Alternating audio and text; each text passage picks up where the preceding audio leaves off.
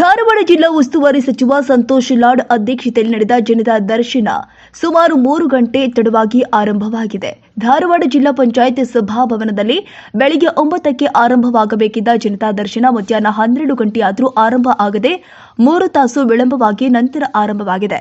ಇನ್ನು ಸಚಿವರ ಆಗಮನಕ್ಕಾಗಿ ಅಧಿಕಾರಿಗಳು ಸಾರ್ವಜನಿಕರು ಕಾದು ಕುಳಿತಿದ್ರು. ಸಚಿವರಾದಿಯಾಗಿ ಜಿಲ್ಲಾಧಿಕಾರಿಗಳು ಜನತಾ ದರ್ಶನಕ್ಕೆ ತಡವಾಗಿ ಆಗಮಿಸಿದ್ರು. ಸಚಿವರು ಹಾಗೂ ಅಧಿಕಾರಿಗಳ ತಡ ಆಗಮನದಿಂದ ಸಾರ್ವಜನಿಕರು ಕಾದು ಸುಸ್ತಾಗಿದ್ರು.